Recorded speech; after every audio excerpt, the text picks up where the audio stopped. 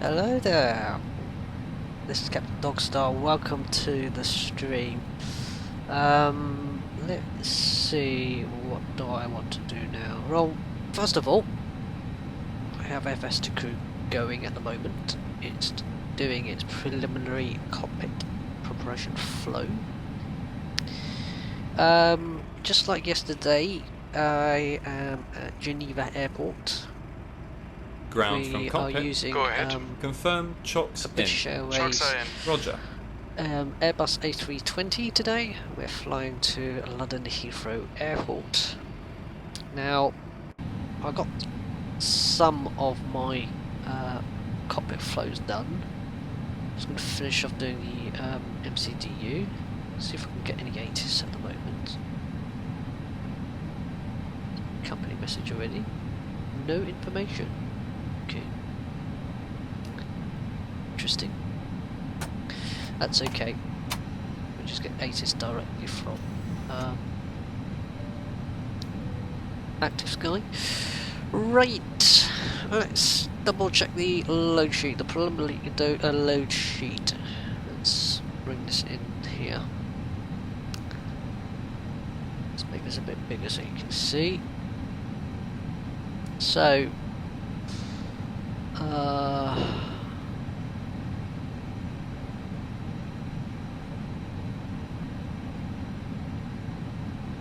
make this a bit bigger. There we go. So, let's have a look and see what we've got here. Zero fuel weight, we are estimating 58 tons. We are expecting 58 tons. Takeoff fuel, we're expecting 6,100 tons. That's just a little over, which is perfectly fine. Our takeoff weight is expected to be 64.1 tons, which is within limits. 7350 is fine.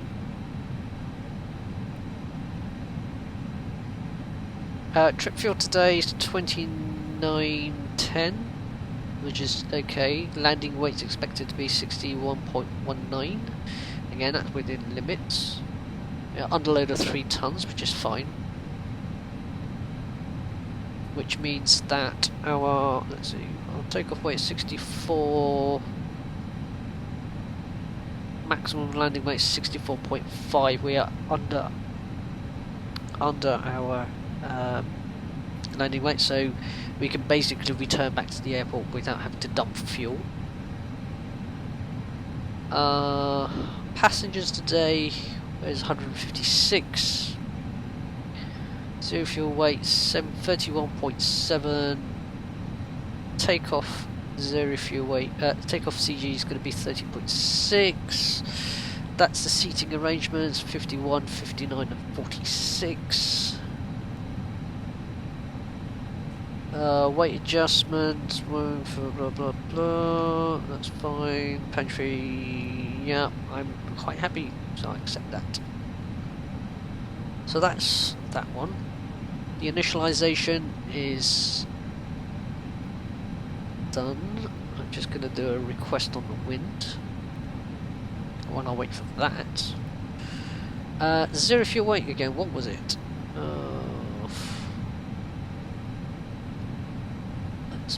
It down to this one, this is easier to see. 58 tons.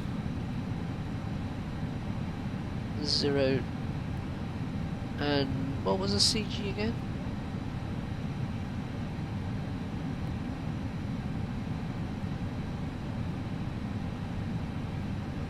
Bring this up. 0 fuel weight CG at the moment 31.7. 7. Put that in the box. We're expecting a block fuel of close down.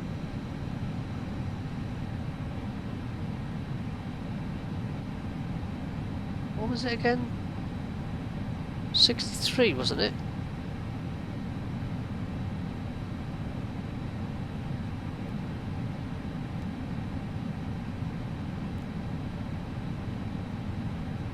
Well, I mean, we should just double check, because I remember...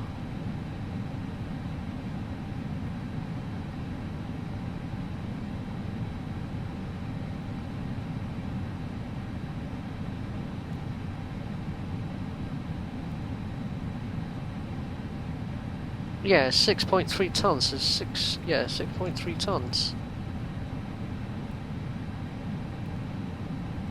There we go. So 6.3 tons. Nav data uplink.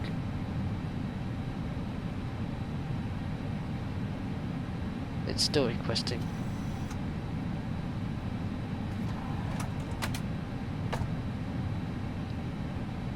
There we go. So that's the winds.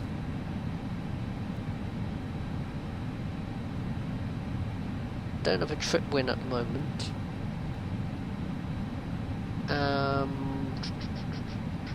Oh yeah, the trip time today is going to be, let's have a look, what was it again? 1 hour 50 minutes total. So yeah, I'll probably be streaming for like 2.5 hours, give or take. Right, so that's that one. Flight plans, charts today. We're taking runway 22, I believe.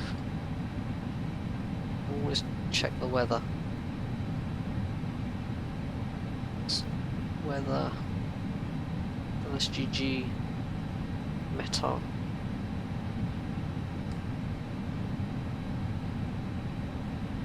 There we go, weather.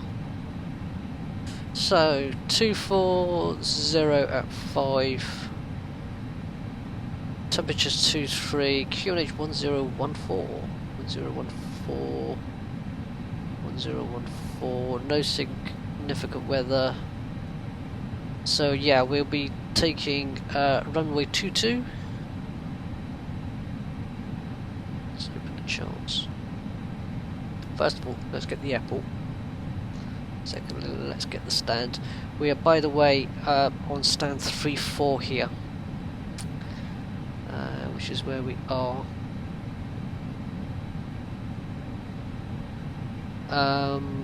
We are doing a standard instrument departure. Hi, the security and safety checks are all done. Are we good to start boarding? Yes. Okay.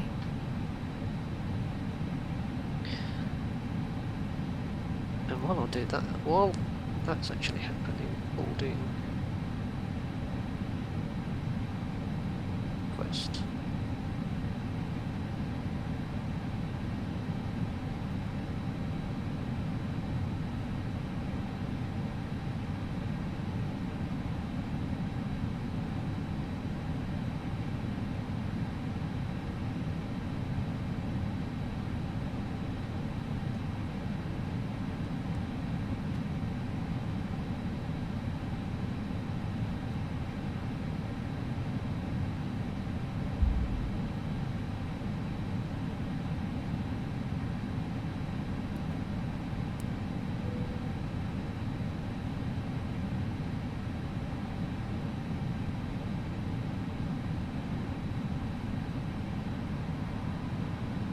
Okay, so I've got that.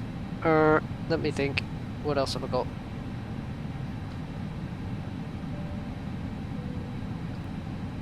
I have company messages. This is probably a load sheet, actually. Yeah, there we go. There's another load sheet. 58, takeoff, 64.1, passengers. 31.7. Hang on. Right, let's do the performance. LSGG, runway 22. 1014, and the weather? Fuel report is missing. Okay.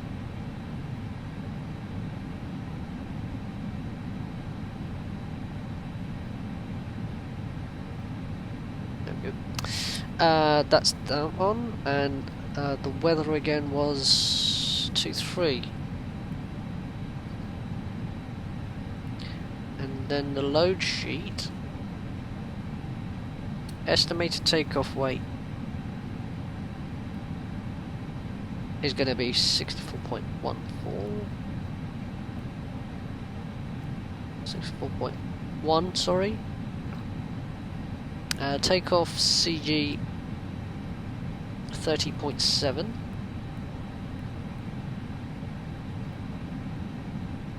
Send.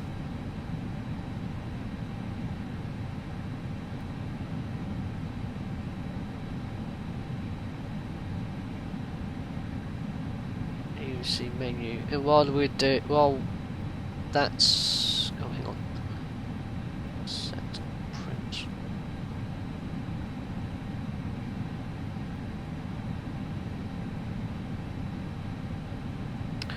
Right. Okay. Let's do that then. We'll just wait for the performance to actually come in, and then we'll just take off because we're kind of pushing the time at the moment.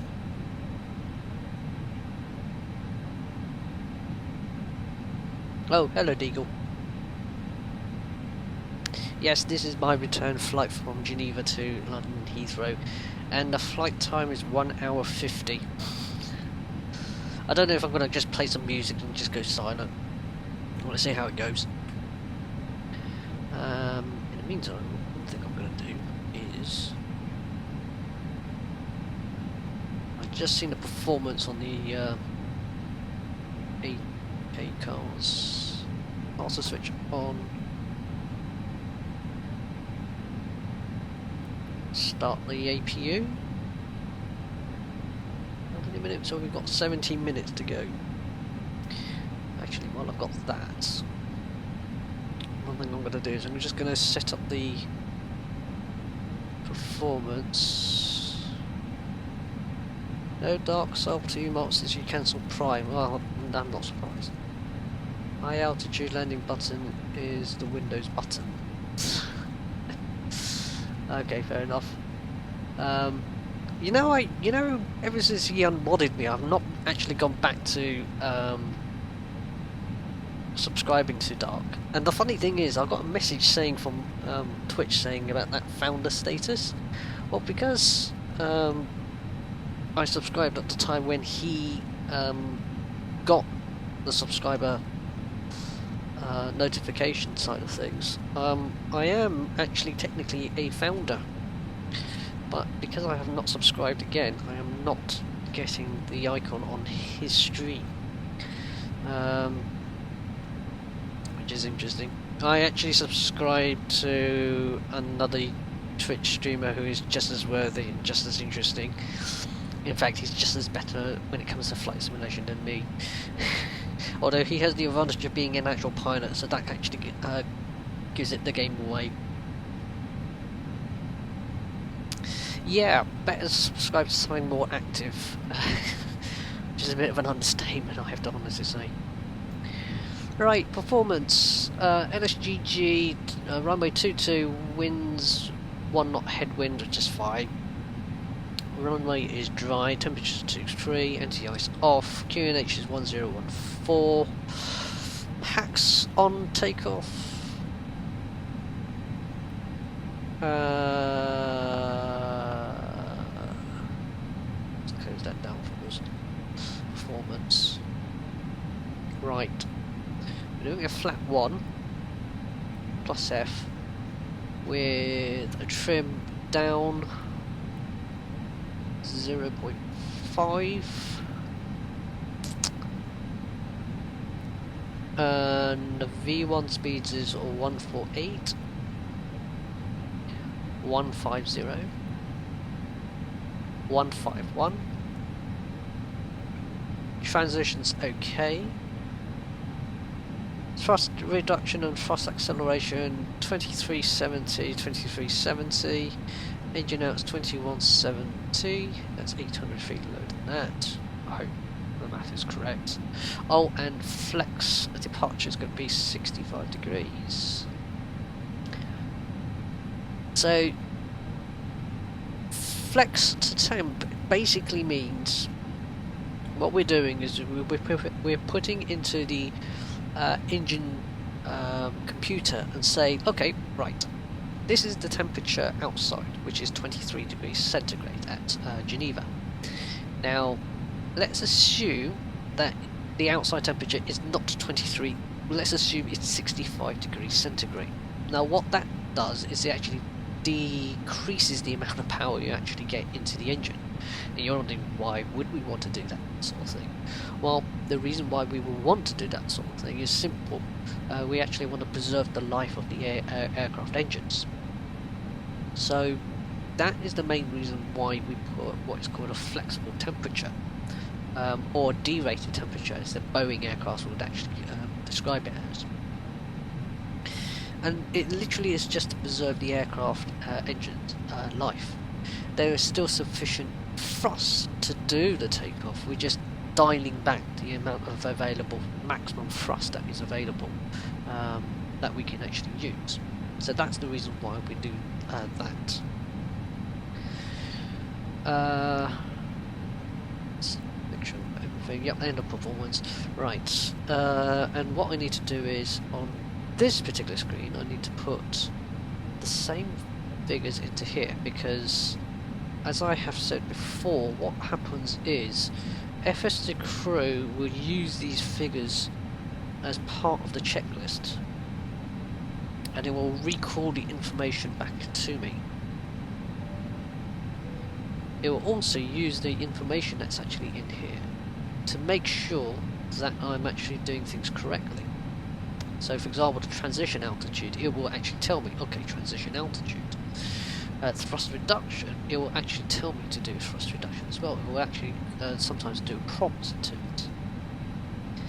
So I'm just entering the information to it. Our cruise altitude today is going to be 36,000 feet. Flight level 360. It's going to be left seat departure. We will not have single engine taxi. We'll just use our lovely IAE engines. And we got 11 minutes to go. And that's basically it. Put constraints, because that gives me basically constraints. If you don't know what it is, basically it's another fancy way of saying declutter everything on this navigation screen here, this navigation display, and only give me the information that I only need. So in other words, you know, it gives you the altitude but nothing else. All the airports will be disappeared except for anything that you absolutely necessarily need, or constraining your information. Now we've got that. Now we know where we are. Now we've set up the aircraft itself, including the flight plan, which I will show you is all there, including the departures. And I'll just double check. Runway 22 with a DP6 Alpha departure. So in our charts, we want a Dipper 6A departure. There we go. And I'll pin that. Now, the departure, let's get some of the screen out of the way, is very simple. We are literally just climbing straight ahead up to a certain point and then turn to intercept this point here, all the way to a waypoint called Dipper. Now, it's important that we follow this carefully, because as you can see, we are actually in both Swiss and French airspace at the same time. So we're departing and we're going straight into Switzerland and into France. So it's, you have to be very careful in the way you actually do your approach. Your takeoff. Now, as I say, we've got in the MCDU 7,000 feet as a transition altitude, so 7,000 is okay. The departure says the departure is actually very, very, very simple. So we climb on the Geneva VOR on radio 224, so that's 224. When passing 7,000, but not before 8. So at some point between here and here is 8 miles. You then turn right to then intersect onto the PAS VOR via Helix, which is another waypoint here, to Deeper. Then you carry on as normal to your to the other waypoints that you're actually going to. So how is that going to be working in principle on here? Well, first of all, let me just show you what to do. So first of all, let's bring this scale so it's a bit higher. Put that on there, so got that. First of all, we're going to do what's called radio fix information. Now, in the Boeing FMC, there was a specific button called fix, which is basically exactly the same with what we've got here. There is slight differences between the two systems. This one, I believe, is, to me, a lot more easier to use. So, first things first, I'll put this on my second screen, the chart. It says, first of all, climb on the GVA radio 224. So, waypoint fix is going to be GVA.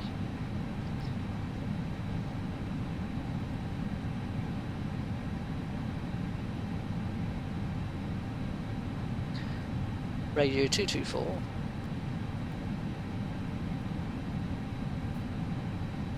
When passing 7,000, but not before 8, so 8 dB.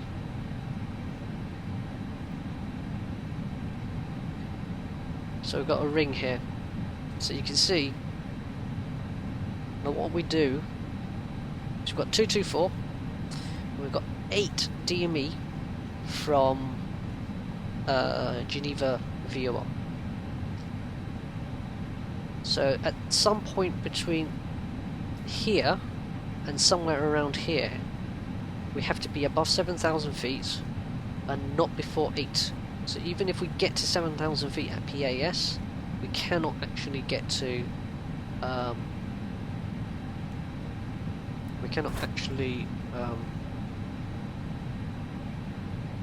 Ground from cockpit. Go ahead. Remove external power. Roger, removing external power. Oh, good. I thought the FS2Crew add-on was not working there. Right. So we're actually very close to actually pushing back anyhow. Well, actually, we're not going to be pushing back. Right. Turn right to intercept PAS. So do next fix PAS. External power removed. Roger. Radio 329. 29. That will give us a line that goes that way. There we go. By Helix to Deeper, then to DJ L or lead route, Airbus or Aber or to tax. Let me do this. So, flight plan. Turn right to intercept. And then all the way to Helix, Deeper, and then we'll go to our other waypoints. So, Ibarda. Yeah, there we go. And then 2 tax. There we go. That's that one. Oh, and the nav rats. Or navigation radio aids. We have GVA. So GVA has this. Course is going to be 224, and 329. 329. We've got no ADFs, so we've got that and that. There we go. Should be pointing in both directions. Not pretty much. Right, so that's that one. We've got 4 minutes to go. So my checklists.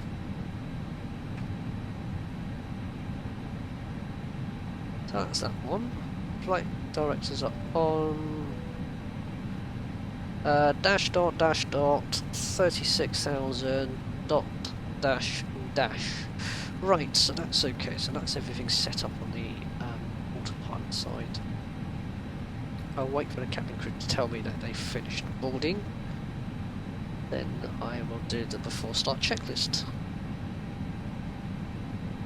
Hey guys, all packs are on board. Are we clear to close? Yes. Thanks, let me know if you need anything.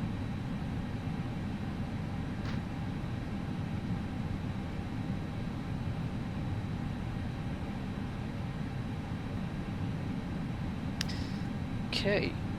Right. Let me just get my charts ready on my second screen.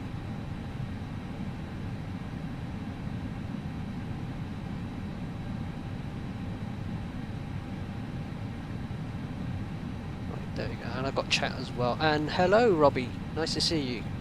I'm just about finishing up on the pre-flight. I'm about to do the before start checklist and doing a taxi to runway 22 at Geneva. Before start checklist Cockpit prep. completed, Completed. Gear pins and covers. removed, Signs. on, auto, ADAs. nav, Fuel quantity.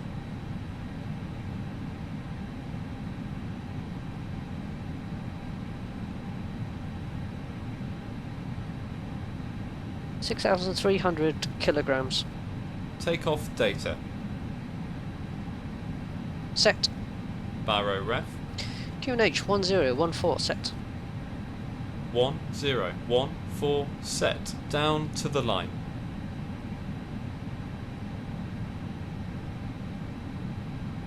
Cabin crew, arm slides and cross check.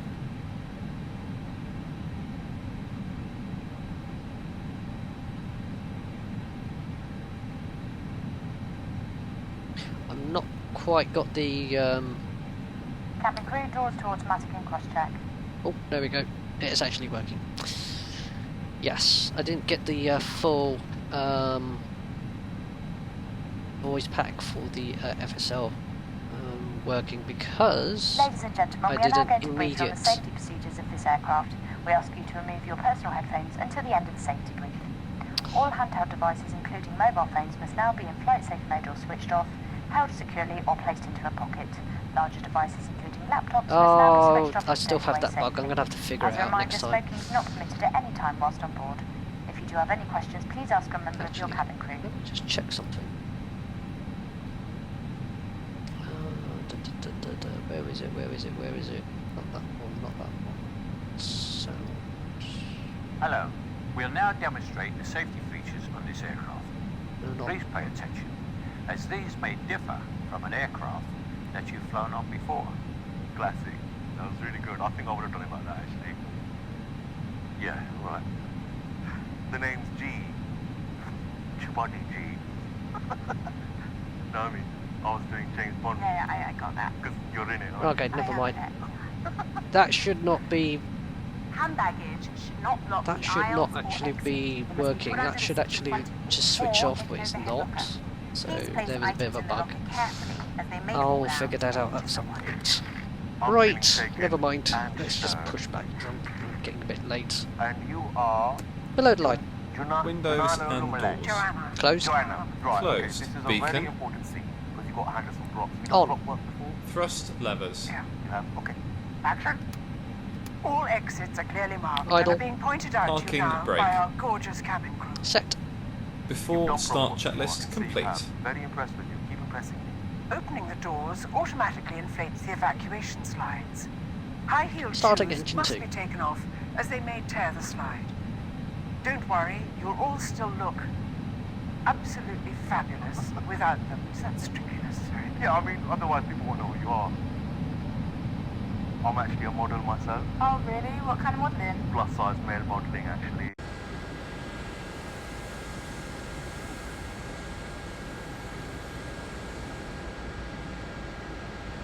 Your seatbelt. It must be worn whenever the signs are on, and it's fastened and adjusted like this, and opened like this.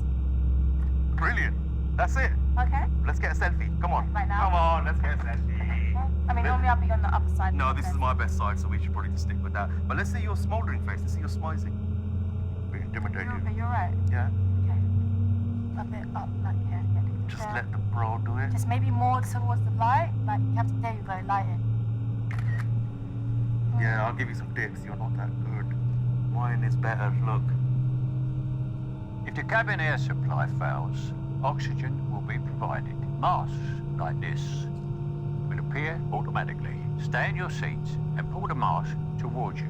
Place the mask over your mouth and nose like this and breathe normally. You're bleeding lower and older, you are.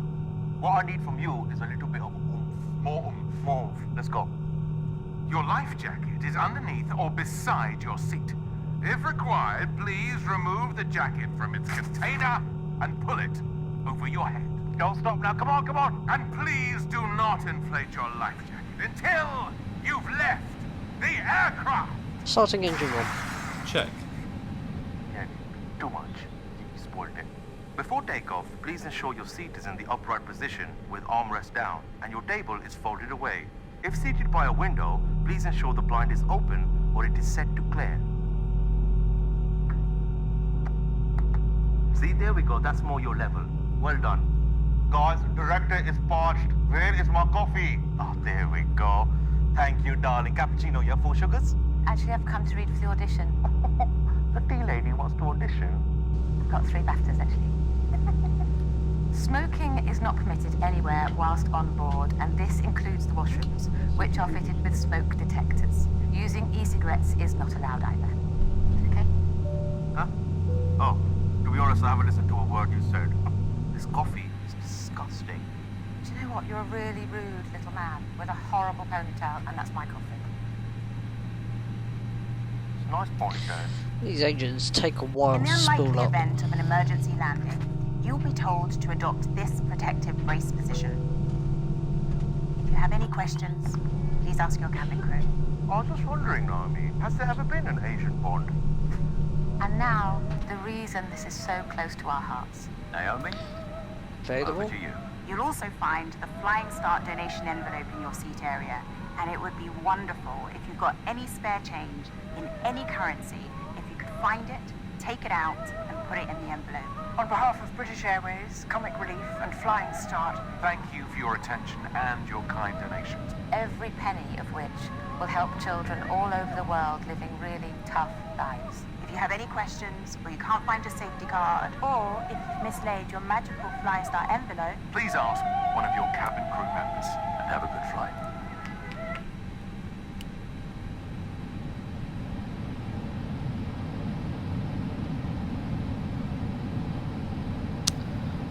Okay.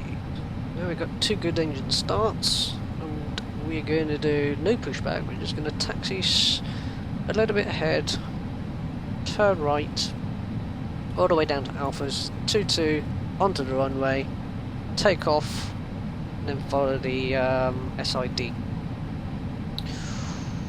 So, after start checklist. Anti-ice. Off. ECAM status. Checked. Pitch trim.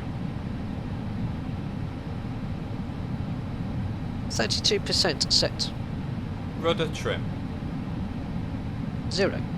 After start checklist complete.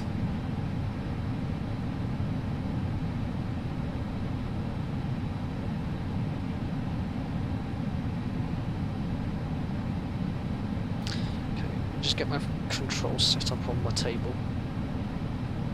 Right.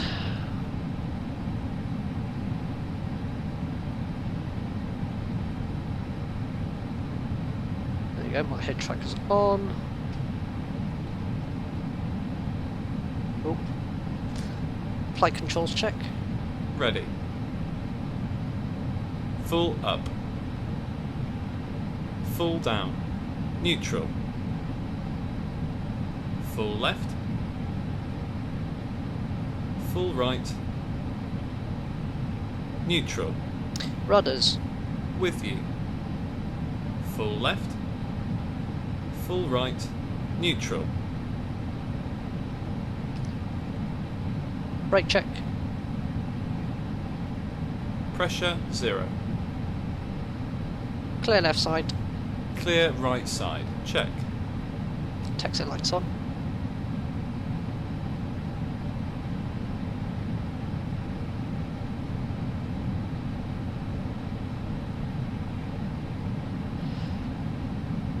Okay, so now we're taxiing.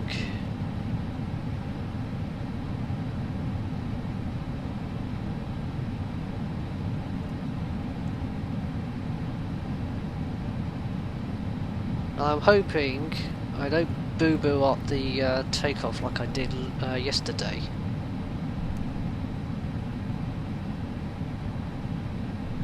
Because yesterday it just basically veered off. I still have no idea.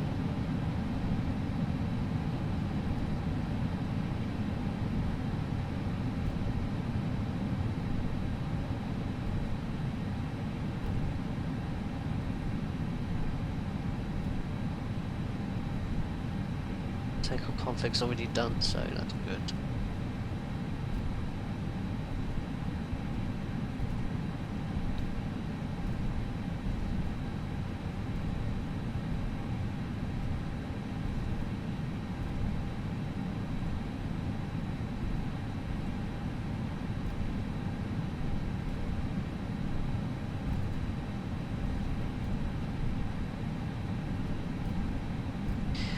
Yes, also this flight is going to be a little bit longer than yesterday's flight.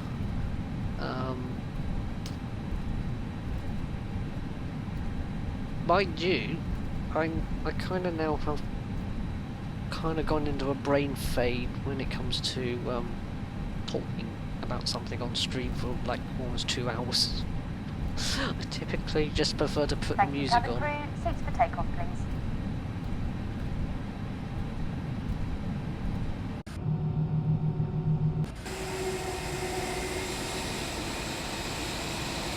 Pretty much on the same spot.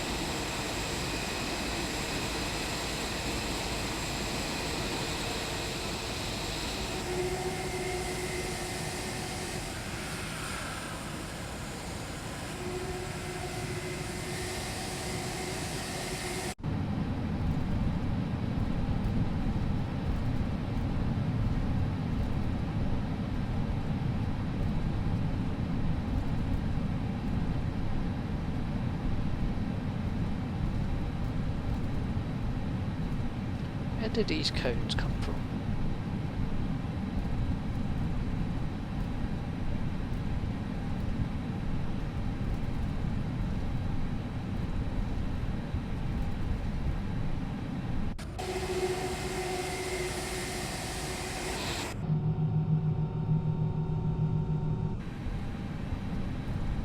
Just setting up my views.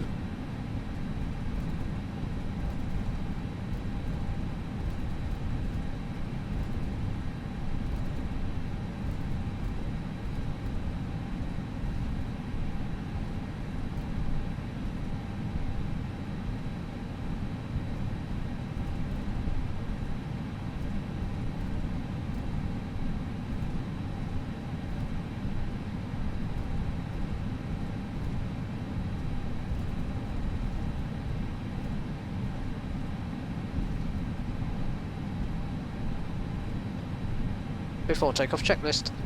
Flight controls. Checked. Checked. Flight instruments. Checked. Checked. Briefing. Confirmed. Flat setting. Config 1 plus F. Config 1 plus F. V1, VR, V2, flex temp. V1 148. VR 150. V2 151. flex temp 65 degrees. V1 148 VR 150 V2 151 flex temp 65 degrees ATC. Set. Ecam memo. Take off, no blue. Down to the line.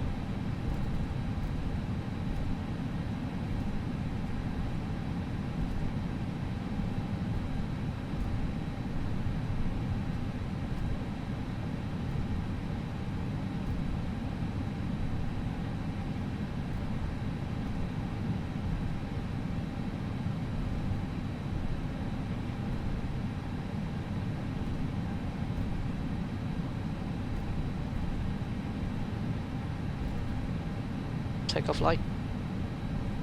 Take off light on. Approach path clear of traffic. Strobes on.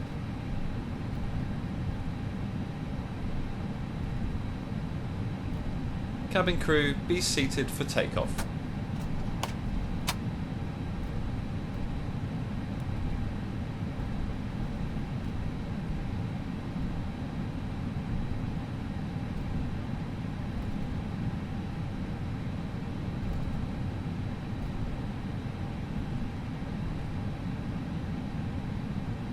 Below line. Takeoff runway. 22 confirmed. Confirmed. Cabin crew. Advised. TCAS. TARA. Engine mode selector. Normal. PAX. On. Before takeoff checklist complete. Landing lights on.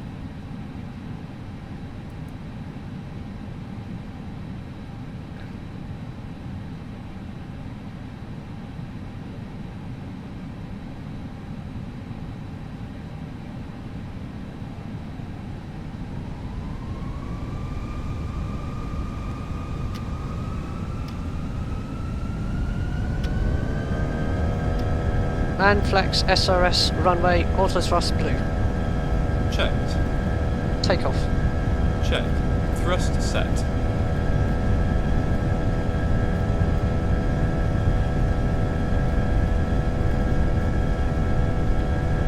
$100 knots. Checked.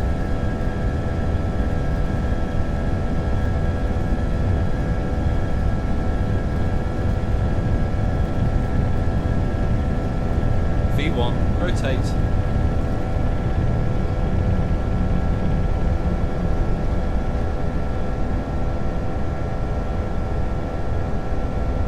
Positive climb. Gear up. Gear up.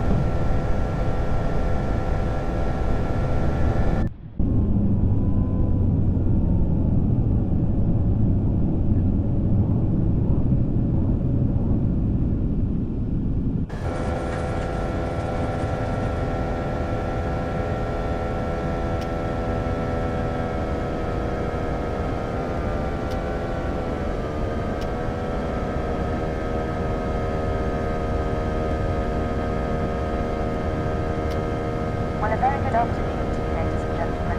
My name is Hannah Clark, and it's my great pleasure to be your customer service manager on board your flight today. I'd like to add my personal welcome to you all, and welcome back our executive club members and other world frequent flyers. If there's anything we can do to make your journey more comfortable, please let one of us know. As the captain has already mentioned, we recommend that you keep your seatbelt fastened whenever you are seated, and they must be securely fastened whenever the seatbelt sign is on. We are about to start our onboard food and drink to all customers. This will be followed by an opening of our High Life shop. Please do take a moment to have a look at your brochure, which can be found in your seat pocket. Please do not hesitate to ask any of us for assistance throughout the flight. You can find us in the galley or by using your... We hope you enjoy your...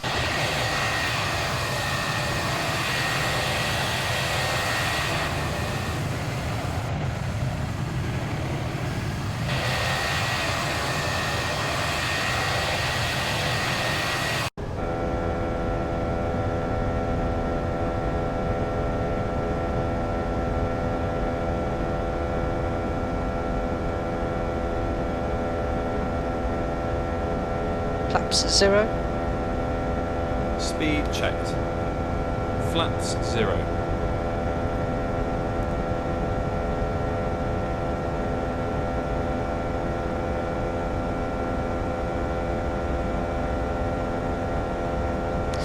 go, 8 miles from Geneva. We're still below 7,000, so we need to get to 7,000 first before we do the turn.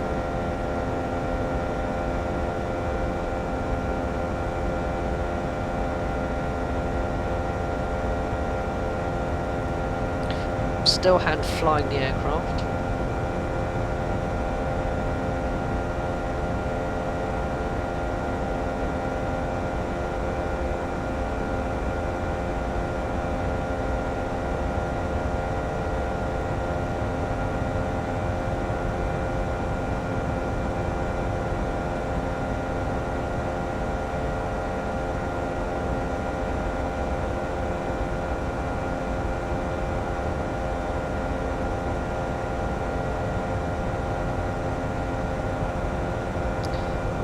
Turn now that we're above 7,000. That's the reason why we're doing 7,000, because we need to clear that.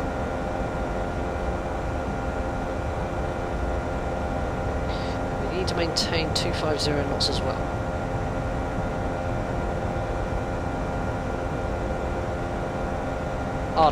After takeoff. After takeoff climb checklist. Landing gear. Up. Flaps. Retracted. Packs. On. On. Down to the line. Set standard. Standard cross-checked, passing flight level 100. Now.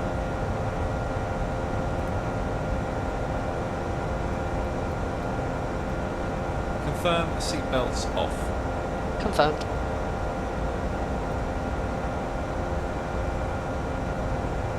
Confirm clear rad nav. Confirmed.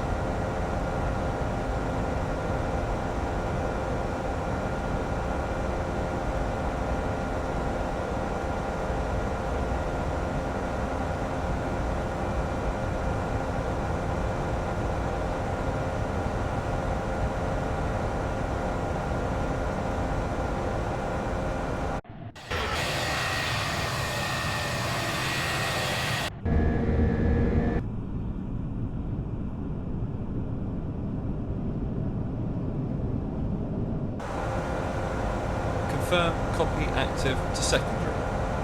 Confirmed.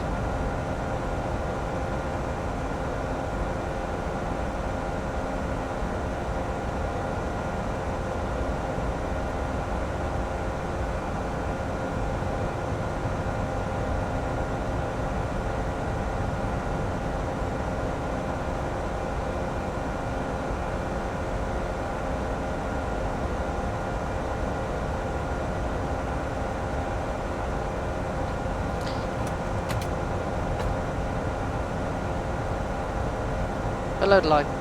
Barrow ref. Standard set. Standard set. After takeoff, climb checklist complete.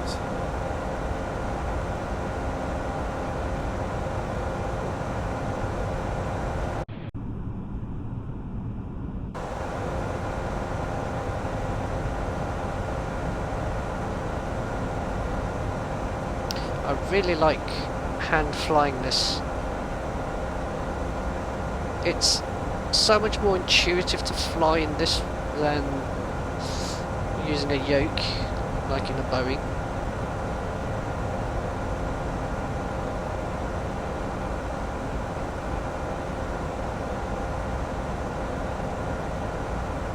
You actually feel a lot more confident flying it because of the fly-by-wire system. I mean, the system is actually very simple in that, because I've got joystick. If I was to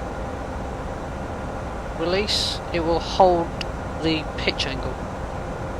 Sorry, hold the pitch and also hold the bank as well. Whereas in a yoke, you would actually have to manually move.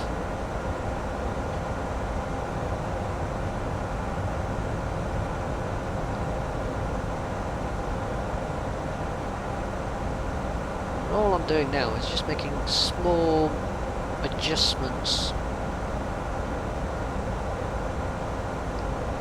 So flight. directors are centered.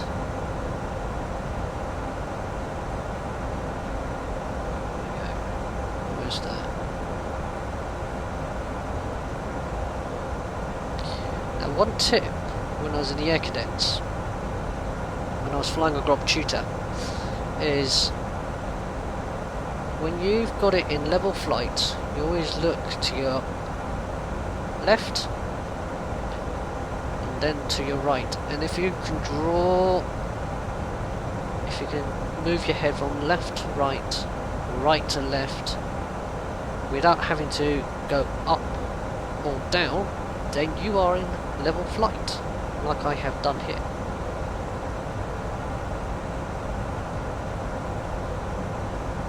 And that's the beauty about flying. If you know those small little, details, you end up actually being a pretty good flyer. Now, I'm quoting advice that is almost 20 years old. That's how old I am. Is it 20 years? No, 10. Yeah, almost 20 years, actually. Actually, come to think of it. But your advice still holds. You still look out, make sure that I'm actually scanning properly and making sure that I am actually flying correctly. And yes, look at that. AP1 and AP2 in the middle, they're not on. I'm still hand flying this aircraft. It's always nice to handhold and fly. It's always nice to do that.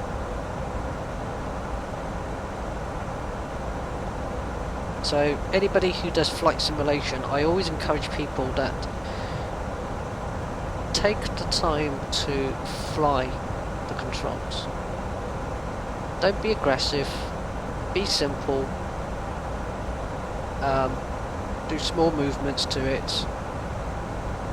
If you're setting up for the first time or you're having problems flying the aircraft, look at your controls first, see how you can get it set up, and then once you know the procedures of the aircraft systems that you've got in place, then spend the time to actually, see if you can actually fly a lot better as well. Think about flying instead of thinking of the systems. Now, the cheat for me in this particular case is I'm using FS2 Crew, and FS2 Crew basically helps me, take a lot of things off my mind. Basically, instead of thinking of, which buttons do I have to switch, which one do I have to do, what kind of things I have to think about as a first officer when I'm in fact flying as captain on the left hand side, or in fact actually technically speaking pilot flying rather than pilot monitoring. The FS2 Crew basically does the pilot monitoring stuff for you. So in effect, all you have to think about is actually fly. Once you know certain procedures, once you know certain course checklists, then it becomes so much simpler. So that's the reason why I'm taking the time to fly the aircraft. It's so much nicer, so much easier, and incredibly rewarding. When you get to a stage where you think, yes, I can now fly this aircraft. I'm still hand flying the standard instrument departure. Still haven't finished this standard instrument departure yet. Well, actually we have, but needless to say, I am enjoying just hand flying this.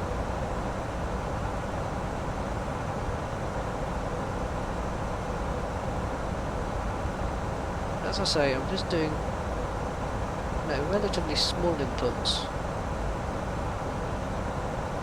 keeping things smooth, enjoying the lovely scenery from Orbex. This is actually global. This is flight global stuff. Oops.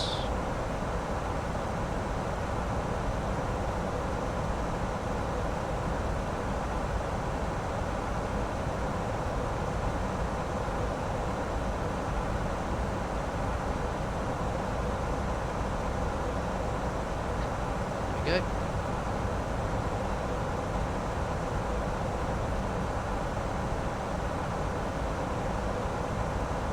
The flight director, which is that green bar you see in front of me, that's there to help me guide the aircraft in terms of its control. So the aim is that little dot in the middle. I want those green crosshairs to be in the middle, which means I would have the correct pitch. And also, I'll have the correct roll to navigate, and also in elevation as well.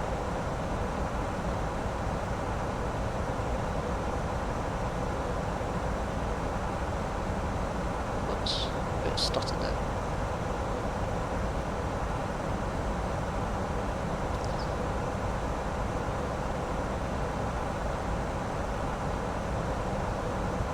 One thing I always forget to do is press that chrono button that you see there. Starts the stopwatch. I'm not too worried because we've got performance information in there. So, sorry, the ACARS unit. So at least it gives me a chance to find out the details. And also I can print it as well, which is a nice, neat feature.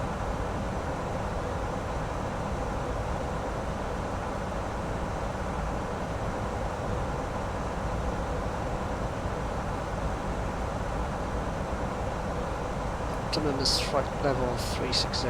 Yeah, we stay at 360.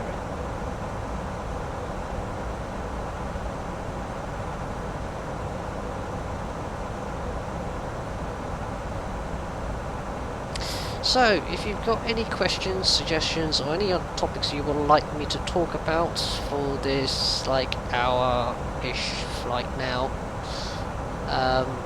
please, by all means, post in the chat. I will have a look and see. And also talk about any particular subjects or topics that you want. I'm not going to put music on as much as I'd like to, but in reality I won't. In fact, actually, talk about music. If I do a long haul flight, I will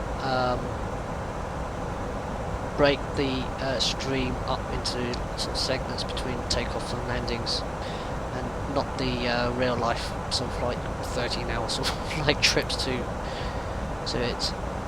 Autopilot simulator, yeah, actually you reminded me.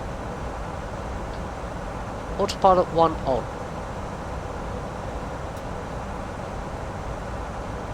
There we go. So, let me just stop my head track so I don't have a crooked neck. Should be showing approach checklists. Oh no, he's in cruise. Oh yeah, because we haven't got to 36,000 feet. So, as I say, I've been hand flying that aircraft for quite a while. And it's always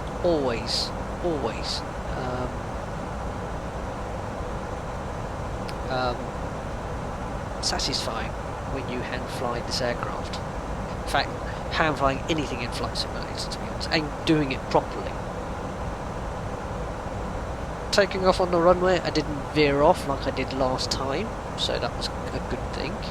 Taking off, I was slightly off-centered on takeoff, but that's fine. Corrected it. I was more interested in taking off and giving you some scenery from a passenger's perspective. But yeah, what can I say? I mean, I've been streaming for like an hour or so now, so I have... hang on. Do that.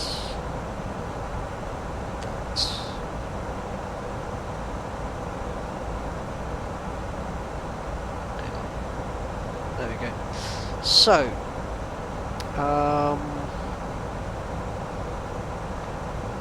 we are expecting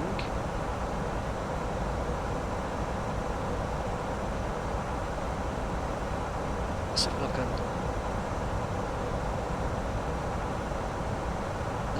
which one was it? That one now. We are going to Aburu. We are expecting to have 4.6 tons worth of fuel in the tanks. So if I bring that up, flight plan.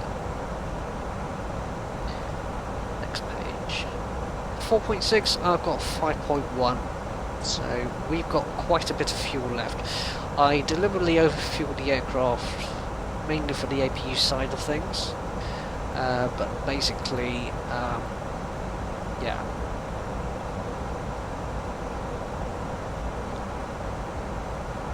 We've got plenty of fuel. We could do a hold at Heathrow if we wanted to. Truth be told, I'm quite happy not to bother with that. Let's get rid of the fixed data. We don't need fix anymore. Yep, there we go, that's cleared. So everything's now cleared on the screen itself. That should be fine. Going to ARC, so there's a bit more information to see. I'm going to stay in constraints, so I only have information that I actually need.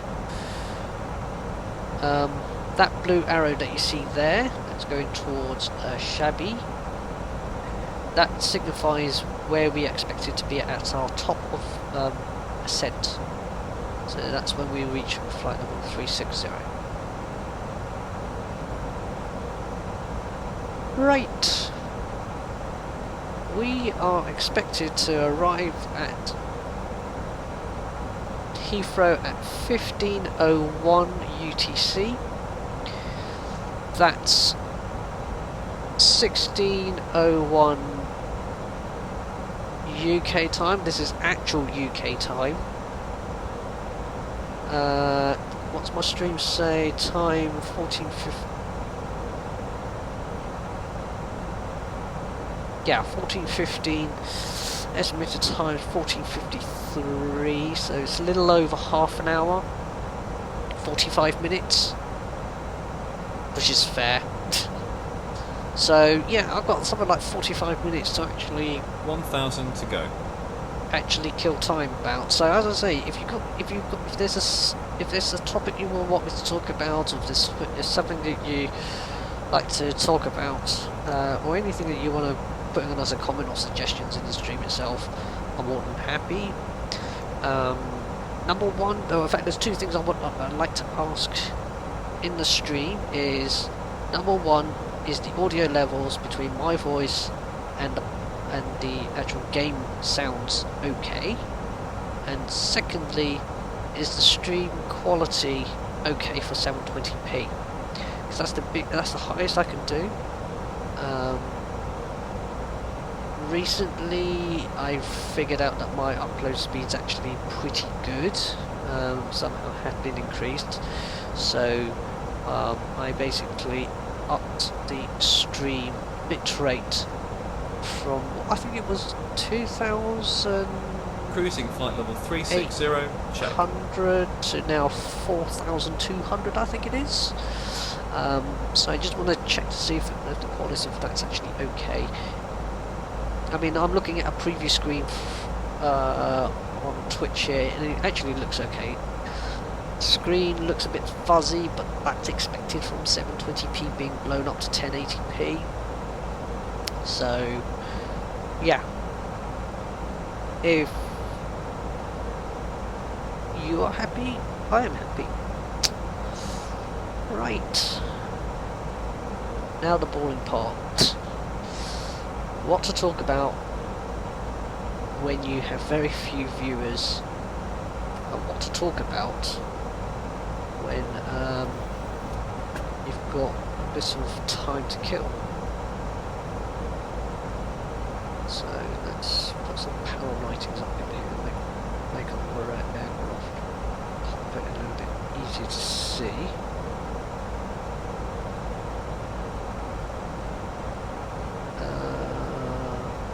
All the lights are off.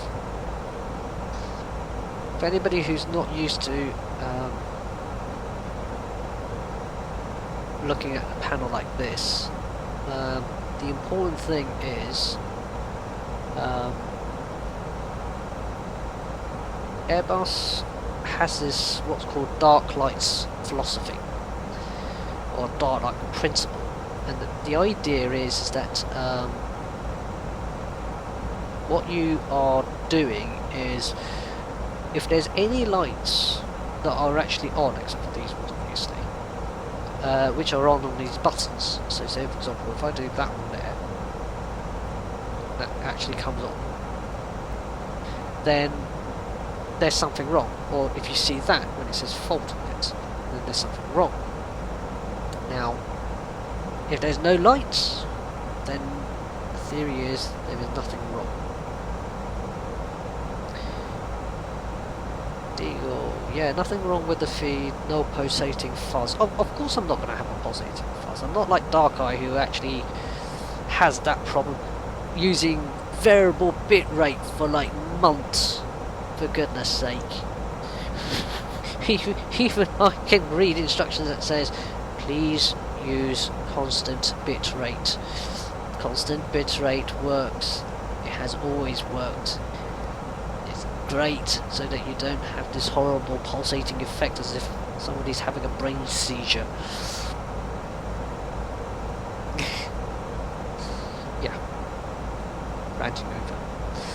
Yeah, so the Airbus policy is to have a dark light principle, and that basically, the reason why you have that is to do with safety, or the view of safety. If you have, it's the equivalent of, if you were driving in a car, for example, if you have lights which are flashing in front of you on the screen, you're going to be drawn to that than you are drawn out on the road. So by not having any of the lights, you're concentrating and you're focusing on the most important parts of the aircraft. So you're looking outside the aircraft itself, looking out, checking to see if there's any traffic, for example, or you're looking at your screens. So you're looking at to make sure that you are in correct level of flight, that you're not side slipping. You're making sure that your autopilot is in correct mode. You're also making sure that your aircraft is following the correct navigational track. You're also making sure that your engines and also your auxiliary information, such as your fuel, is correct. That's the reason why Airbus has actually adopted that kind of principle. There has been a known case in the 1980s, I believe. I think it was an L1011 or DC-10, I can't remember. Where what happened is that the pilot flying was doing a sort of like difficult-ish approach. And what drew their attention was the fact that when they dropped the landing gear, they didn't know if one of the landing gear actually was lowered or not because of a faulty light, and they were distracted by that particular light that didn't actually turn on. Well, in this particular case, if the lights don't come on and you are expecting it after going through your procedures, that it's supposed to be on, then you have to assume that there is actually a fault, and you have to figure out a way. And now Airbus has an extensive feature list of how to fix Airbus itself. They have what is known as a QRH. It is quite a thick document. So it goes through the different procedures and processes. Now, in the Airbus itself, they kind of helped you a little bit by, if you've got a problem, they'll announce the problem. I'll review that company message in a moment. They'll tell you what the problem is. So, for example, if I do that one,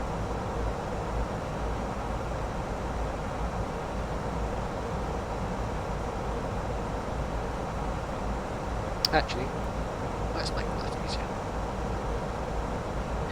So if I do this,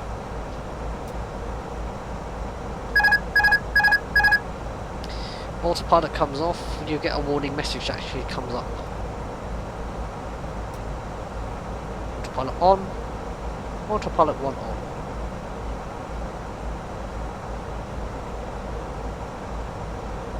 And yes, I can just disconnect the autopilot at will. Not a problem. Right, company messages. I can see the top of descent actually coming out pretty fast actually. It's actually not that long. I thought I had a lot more time to talk. Right, ATC communications. We are going to stand 518. Lovely. Stand 518, ETA's at 1501. Stand 518. What I want also is the arrival ATIS.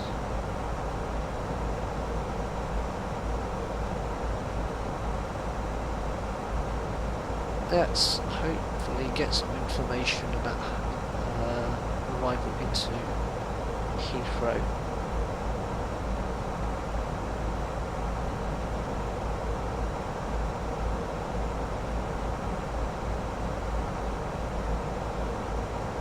One thing I am not so professional when it comes to flying in this particular aircraft, in fact actually in flight sim in general, is I don't really do like the full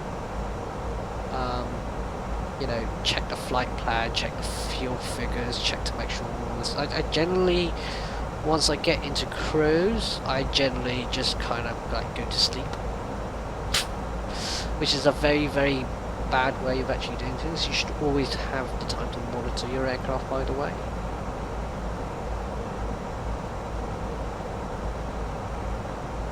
Why is it taking such a long time for ATIS to actually come? The ATIS. Come on. While I'm waiting.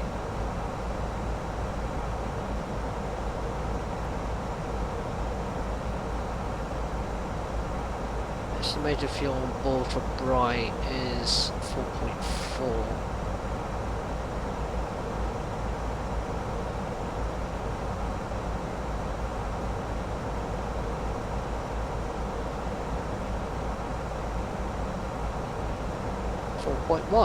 So yeah, I got a little bit more than normal, which is perfectly fine. Right, I don't think we're going to get any ATIS from that, so get it myself.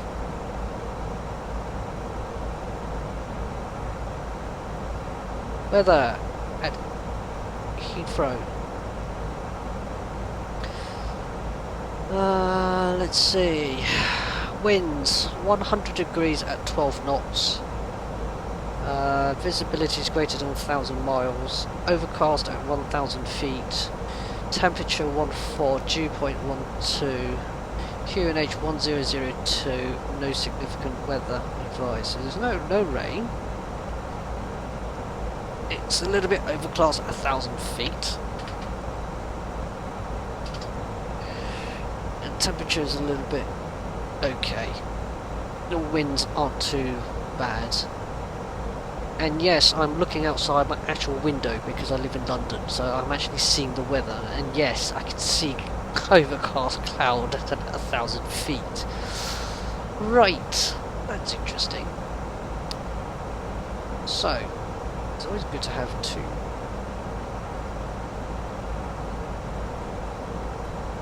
FMCs to show. So let's get the weather on here. Let's go into performance. Let's go into approach. QNH says 1002. 002. Temperature is 14. Winds 112. Ladies and gentlemen, our High Life shop is now open and shortly will be coming to the cabin. In the High Life shop magazine, you'll see that we have a range of goods that are competitively priced, many of which are exclusive to British Airways. We accept all major credit cards, currencies in note form and traveller's checks. Members of our executive club can earn 2 BA miles for every £1 spent. Why not treat yourself, your friends and family? Just let us know what you'd like as we come through the cabin. So, we had a plan for 09 left. So, first of all, let's go into flight plans. Let's go into here and to the arrival. 09 left. Biggin Hill 4 approach via Biggin.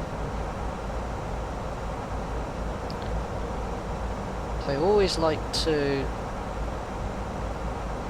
check the flight plan where possible.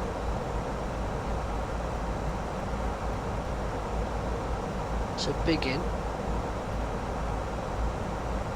Then we just go turning around onto final approach.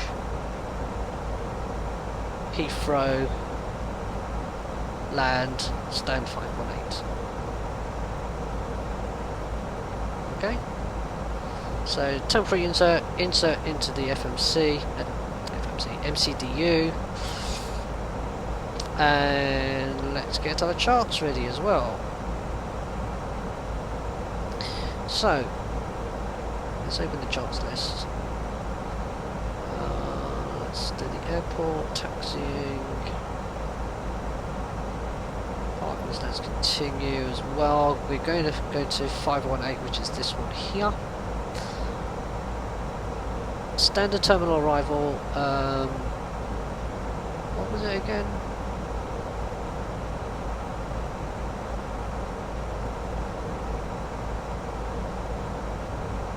Biggin 4 Bravo.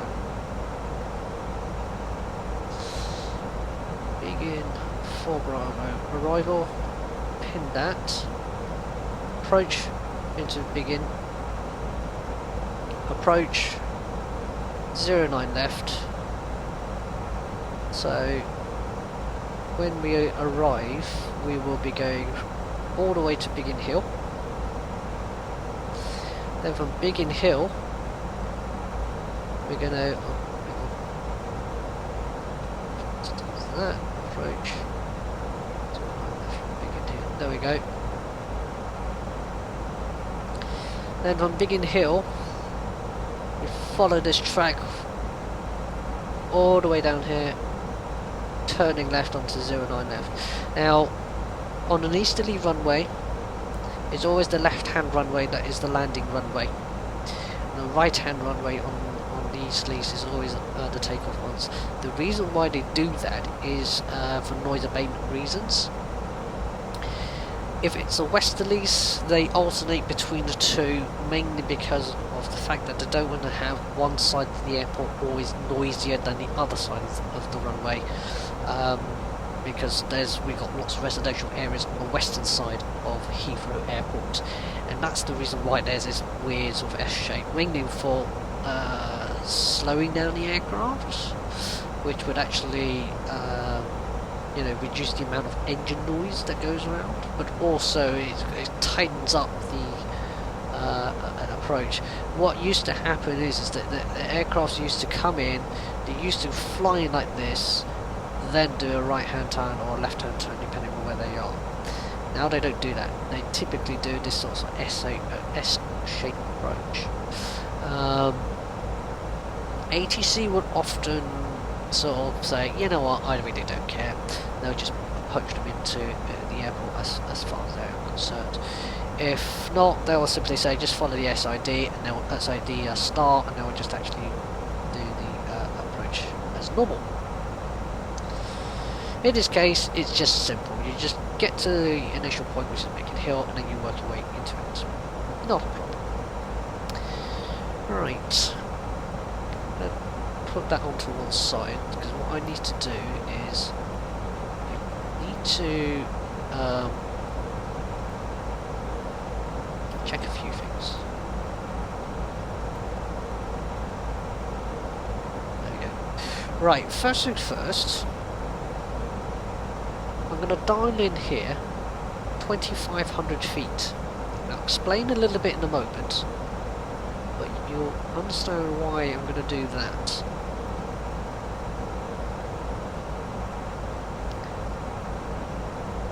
Secondly, I'm just going to get up to the point where we get to Biggin Hill, because what I want to do is, I'm just reading the chart off screen.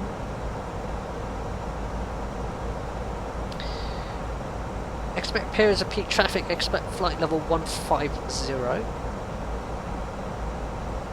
Pilots should plan possible descent clearance as follows. Flight level 180 by ETVAX. So ETVAX 180. Actual descent clearance will be as directed by ATC. There is no ATC today, so we are going to be our own ATC for convenience. So we get to Biggin Hill. Then as we descend, we should get 180. Oh no, wait. Minimum, no, not minimum heading level, that's the actual distance. At 26 DME, we should be at minimum holding level, or heading level, sorry. So it's going to be 7,000. 220 is fine. We can accept that. Decelerate to 200 knots. Down to 6,000 feet. Then descend further down to 3,500 feet.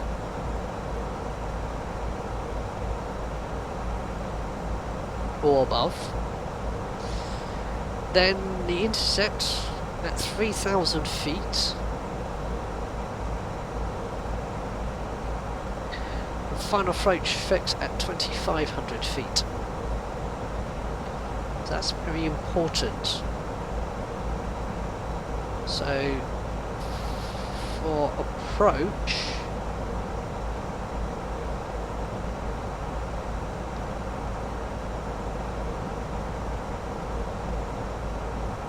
approach says intercept at 2,500 feet, descend at 3 degrees. Minimums today is going to be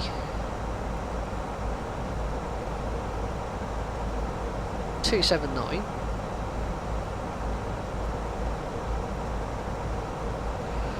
And while I've got that, I do the approach as well, transition 6,000.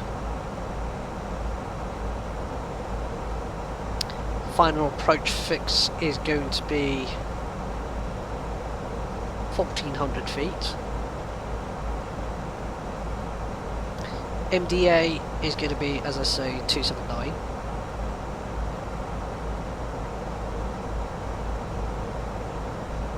Auto brakes low, reverse slide. Okay.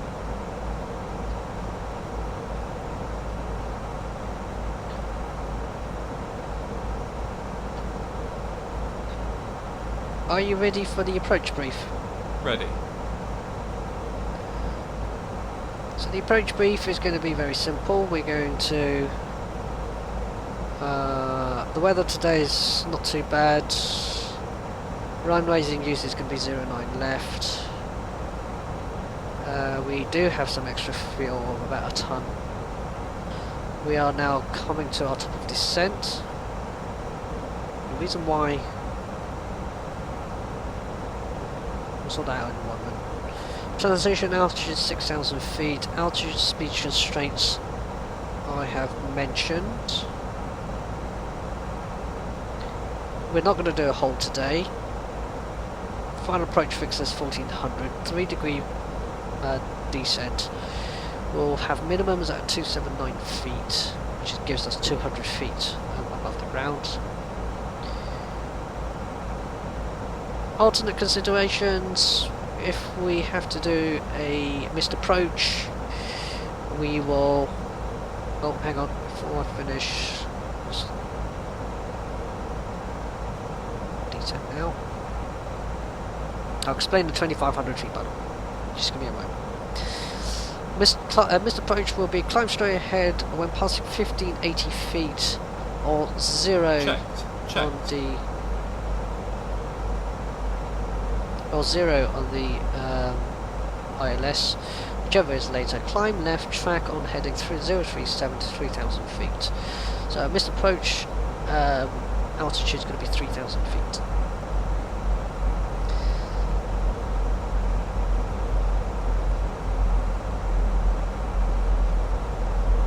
We're going to take autobrake low and reverse idle.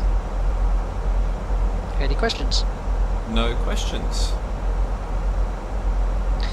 Right, that's that.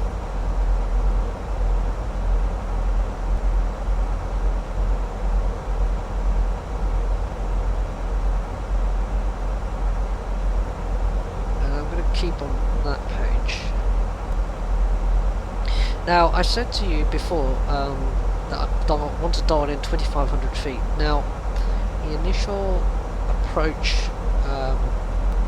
height into Heathrow is 2500 feet, and by dialing 2500 feet and saying, look, I want to go down to 2500 feet, well, I'm going to give you controls. That's where the philosophy of Airbus autopilot comes in.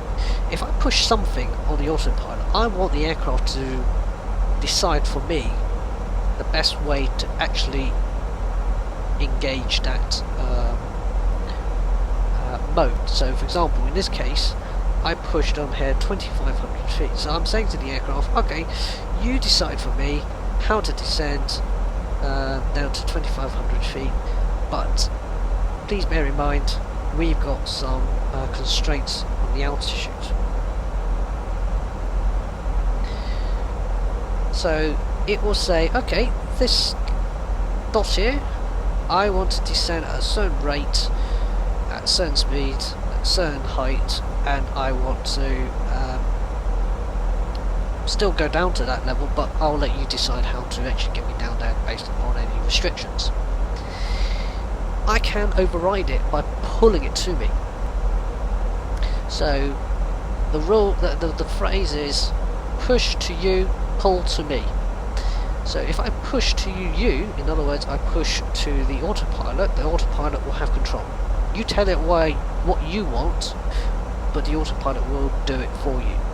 Pull to me means I have control, I will decide how I want to actually descend. So if I pull that, it will actually come up with a way for me to actually say, okay, I want to descend at a certain rate. Don't want to do that, I want the aircraft to do it for me. I can, if I pull it towards me, I can override the constraints. Not a problem. So that's a simple and easy way to understand about some of the philosophy of this autopilot system. It's very easy, very simple. Once you've got that basic idea of it, it's fine. Now, as I say, I put 2500 feet because it's the last altitude in which we must actually be on path for the runway. If I don't get to the point where I'm set up, and like yesterday where I didn't get an ILS intercept, a full ILS intercept, what I will do is I'll take manual control and I will descend it myself. As I say, I like hand flying the aircraft, so I want to hand fly this on the approach. For me, the approach is always, I don't know why, but for me landings is always more complicated than actually the takeoffs. The takeoffs I have no problems whatsoever, but I don't know why. For me, landing is always slightly different. Right. There's actually nothing else I can still say at this time, apart from just waiting until we go into our approach. Don't want to press that button. So yes, because of the charts, we add an extra 6 minutes to our ETA.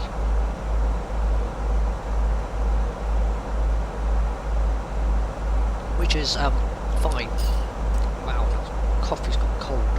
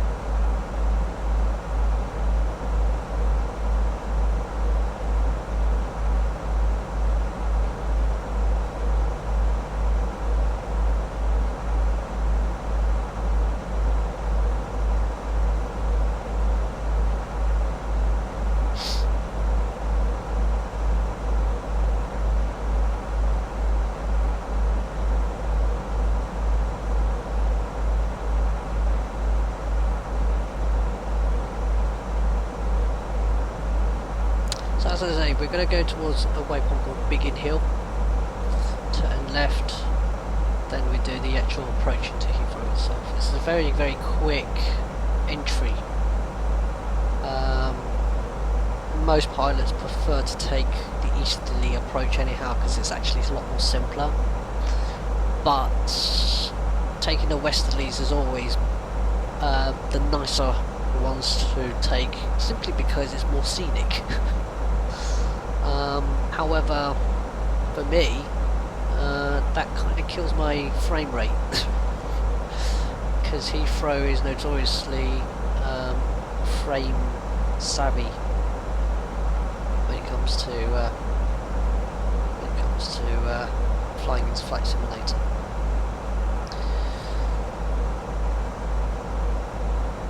So we're flying south of the English Channel, basically, and we're about to make landfall. I'll show it to you here. There we go.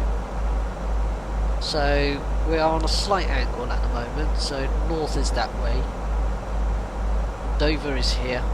Thames follows that way into here. That's Norfolk. Wales is over there, Cornwall, Devon is over here, you've got Portsmouth as well. We've passed the northern coast of France, so yeah, once you're in, that's it. You're literally not just in English airspace, you're also in English, you're over land.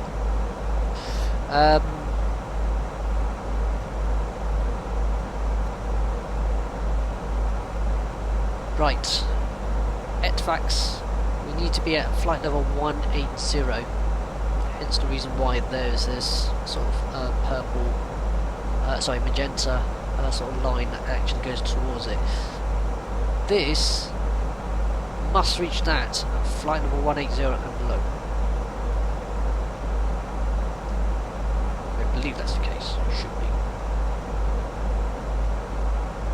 So yes, flight level 180 starred, which means I must be at flight level 180, and then afterwards we descend.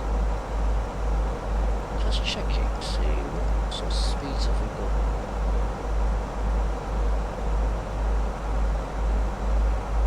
Biggin Hill 29. Just double check that.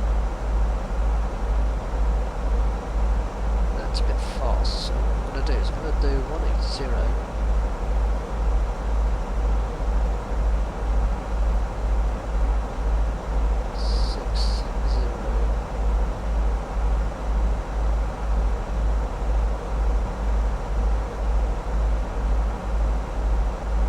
So yeah, that's good.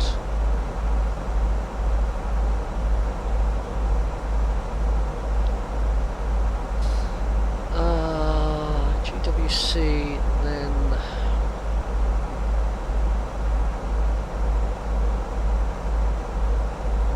that one there, Cabin crew, prepare for arrival. initial solar 1160 there.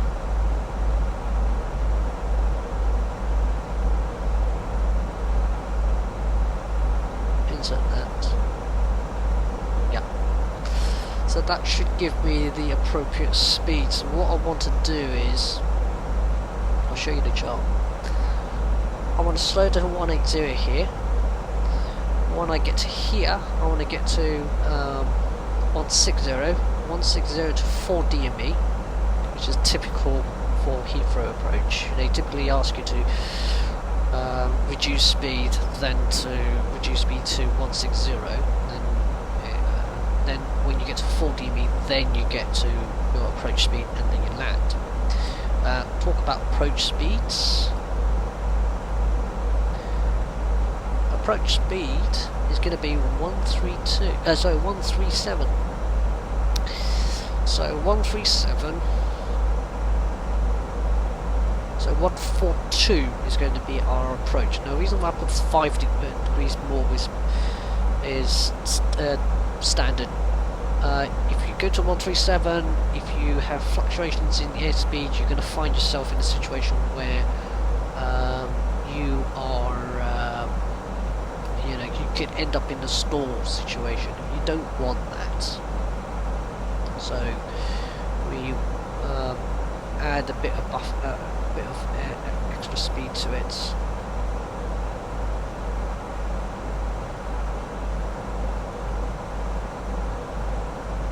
Sorry, that is typically for anything but an Airbus. I forget that an Airbus will auto-manage the throttles for you.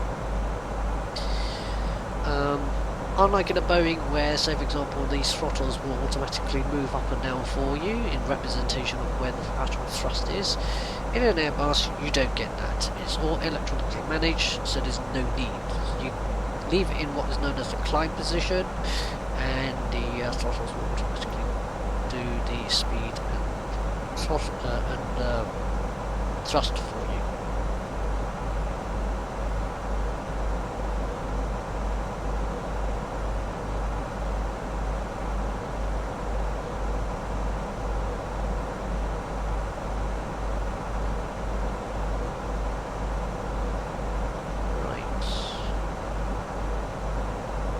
So I'm having a look at some of my messages on Discord.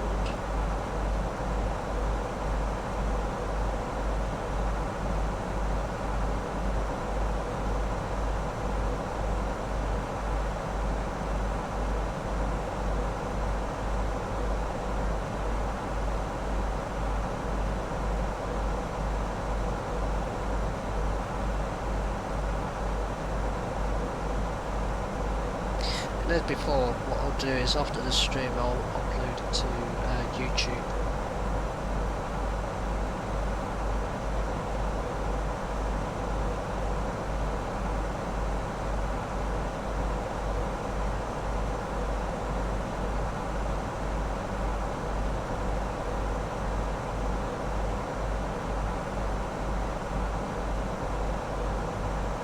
Funnily enough, I've actually got more viewers on YouTube than I have on Twitch.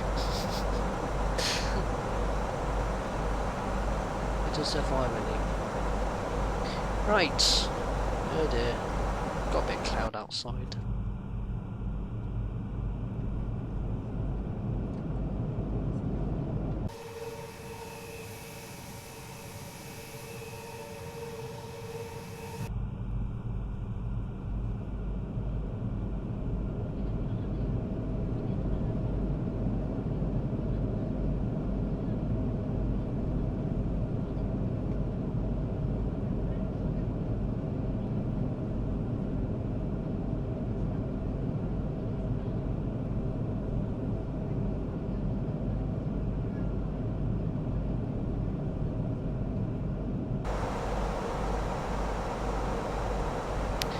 Can't really see the airport at the moment because it's hidden behind those clouds.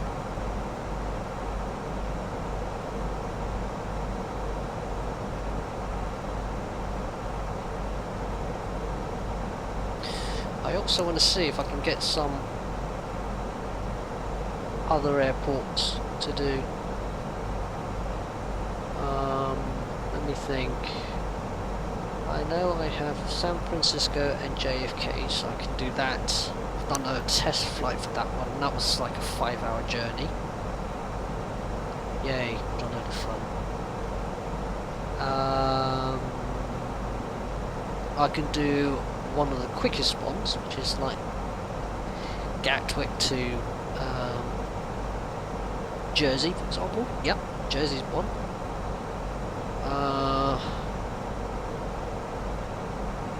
This one is a kind of neat one where I've got a bit of time to talk but also have time to prepare, so I can actually go from A to B rather succinctly. One of the other longer flights I have is from London to Oslo, but the flight itself is like 2 hours long. It's trying to figure out what to do for 2 hours. That is my biggest problem.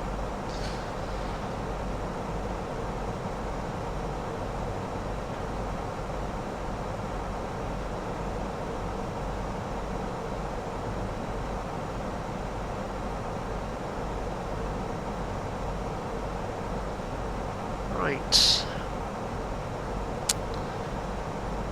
We got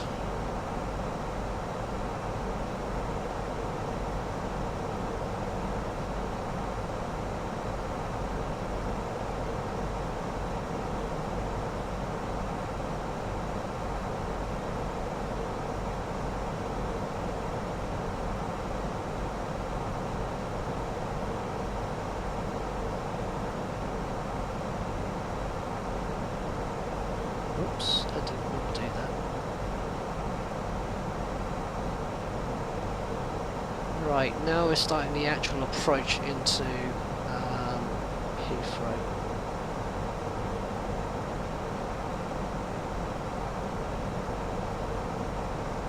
So the first, so the pilot monitoring is doing the 10,000 foot checks. Turns the landing lights on, seatbelt's going to come on. E-face is set to constraints. Landing system is going to be set on. Radio set to nav. Ladies and gentlemen, the captain Engine mode is selector should be seatbelt sign as we will shortly be landing at our destination. Please now return to your seat and make sure that all your personal belongings are safely put away in the overhead lockers or under the seat in front of you. Customers sitting in front row seats or in the emergency exit row should place all items in the overhead lockers, leaving the floor area around your seat completely clear. Please check that your table is folded away, your seat is in an upright position with the armrest down, and your seatbelt is securely fastened. You may continue to use handheld electronic devices for landing. These must be held securely or placed into a pocket. Larger items, laptops, must now be switched off and stowed away safely. Please also take a moment to remind yourself of your nearest exit. Thank you.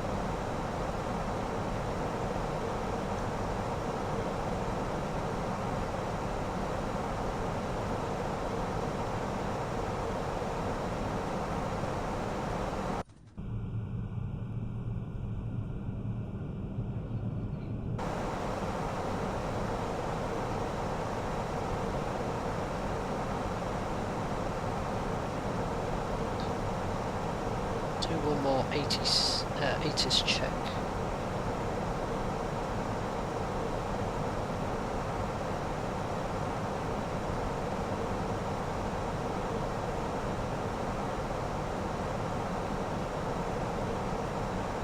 One 002. Okay.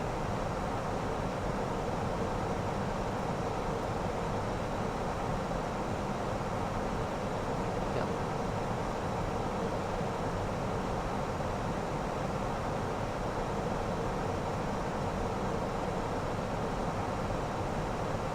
So let's assume ATC say descend to a certain level.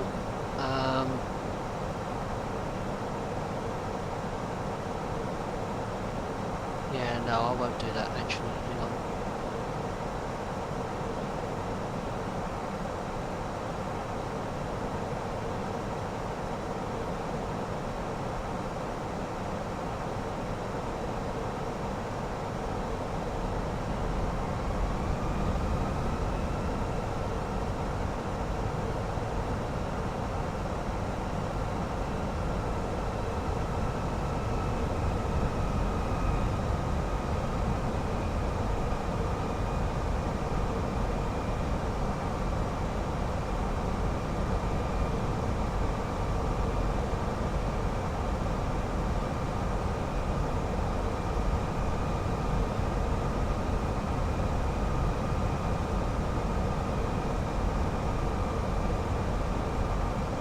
sorry if I'm being intermittent when it comes to me talking. I'm just trying to think ahead. But I will try my best to answer anything in chat.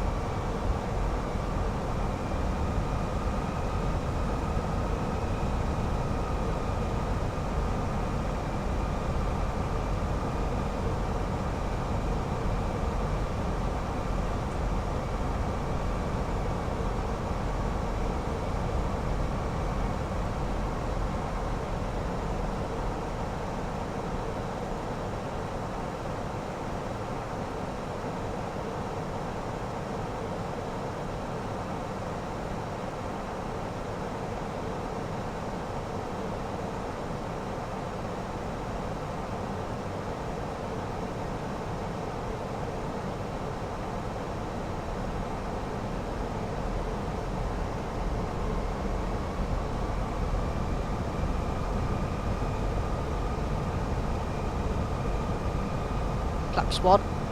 Speed checked. Flaps 1.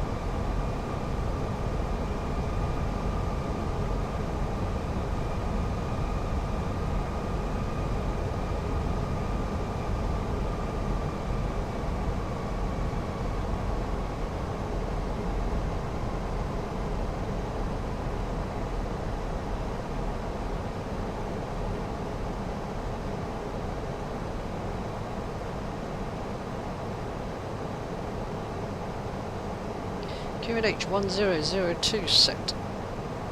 1001 set. Passing 6,500.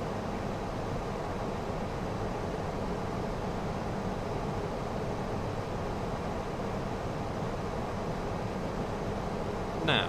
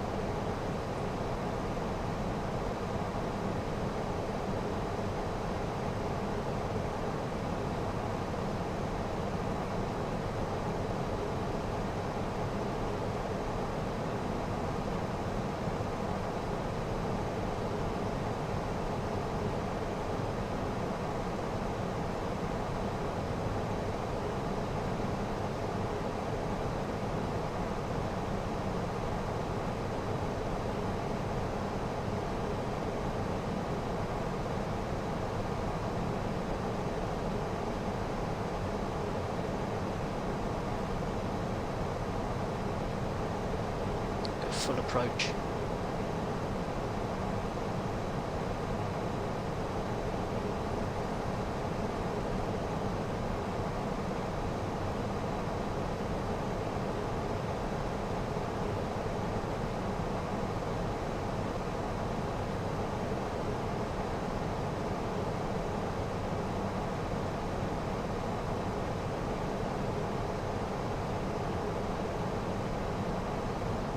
Cabin crew seats for landing.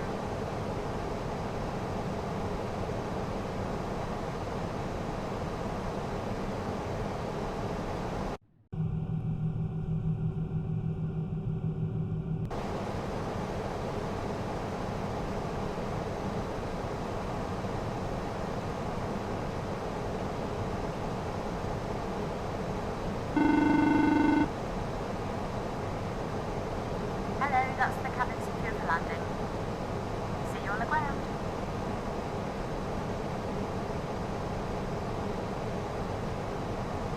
Flaps 2. Speed checked. Flaps 2.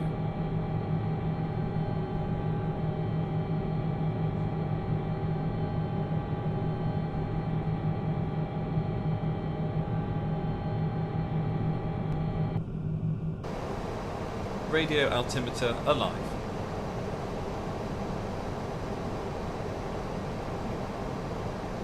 Gear down. Gear down.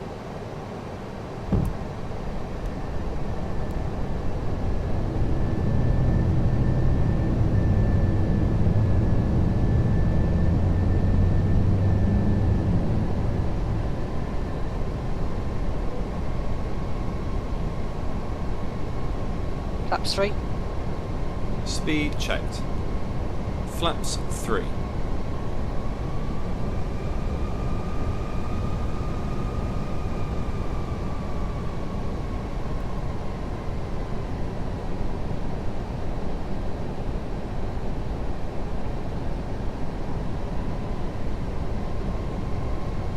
Flaps full. Speed checked. Flaps full. Cabin crew, be seated for landing.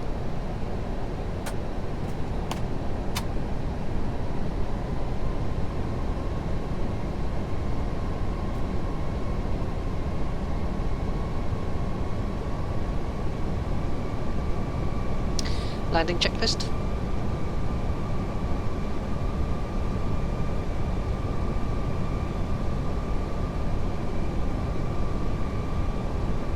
Approach checklist. Briefing. Confirmed.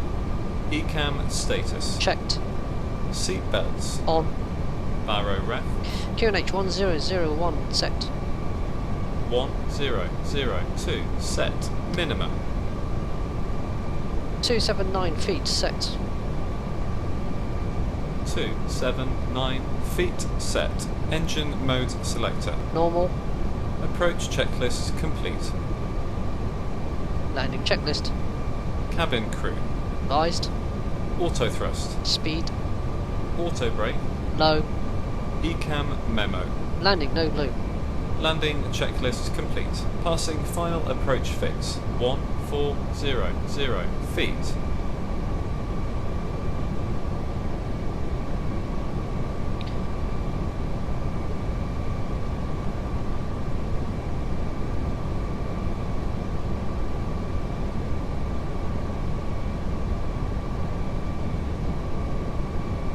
Runway. 1000.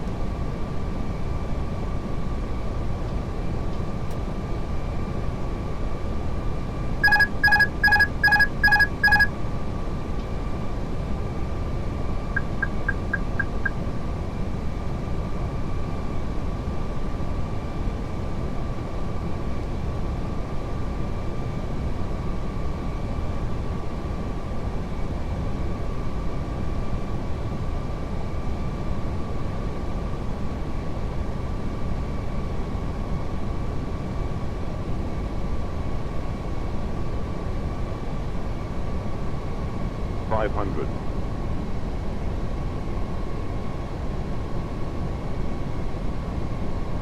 400. Glide. 100 above. 100 above.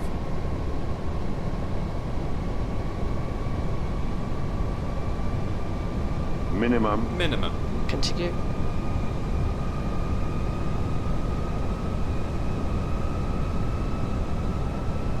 One hundred.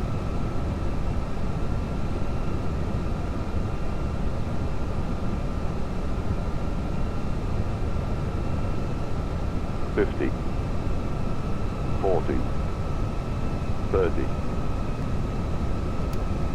$20, retard, $10, Spoilers. Reverse, green. Decel.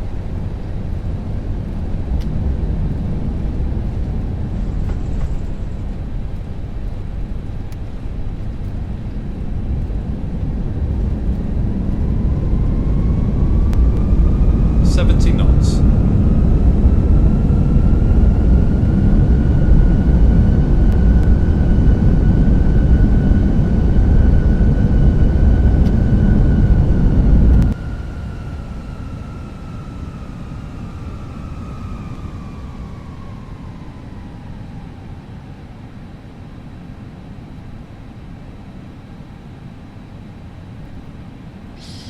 Yay! Just about landed.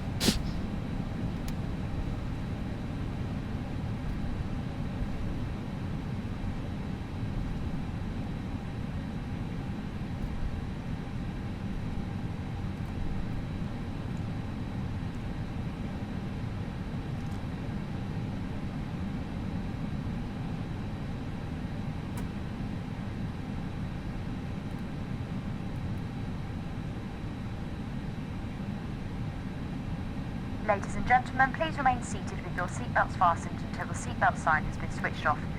You may now make and receive calls and use all data services on your handheld electronic devices.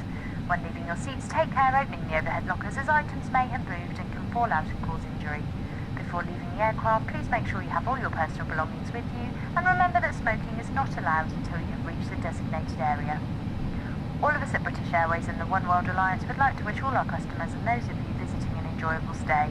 If you're travelling on further, we wish you a pleasant onward Landing journey. lights off. It's been our pleasure to serve you and we look forward to welcoming you back very soon. Strobes auto.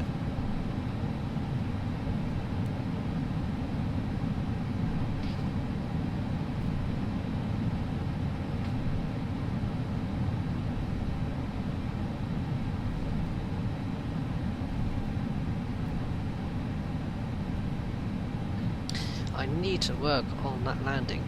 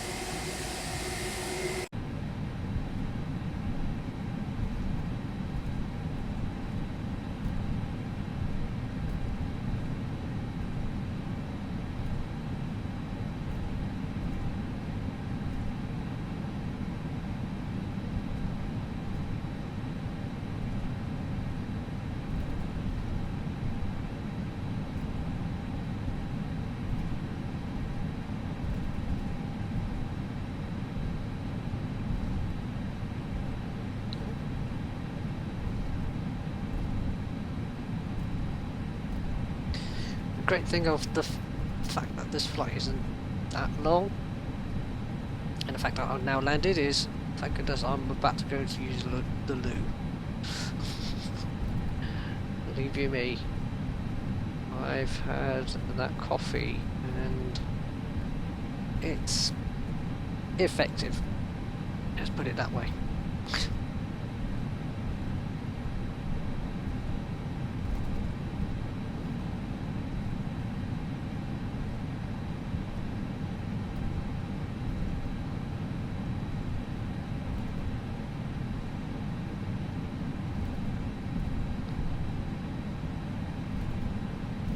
Avoid taxing too fast.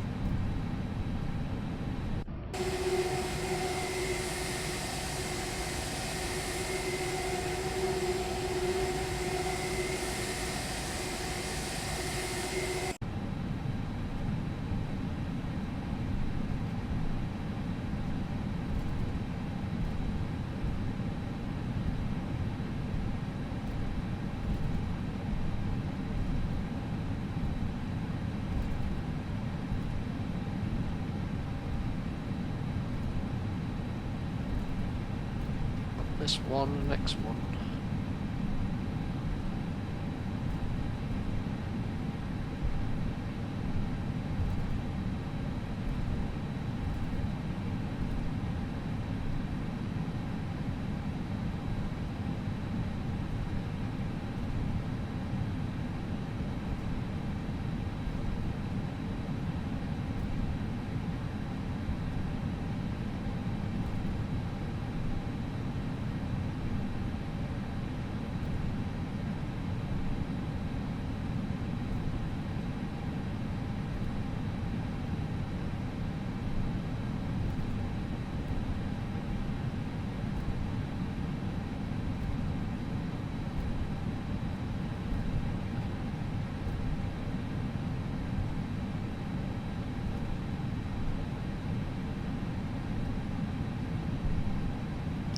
I don't have 518, so I'll do 515 instead.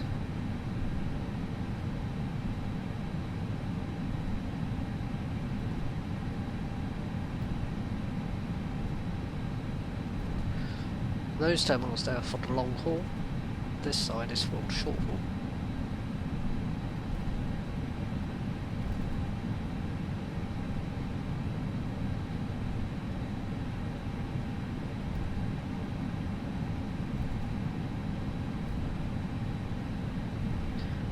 Taxi lights off.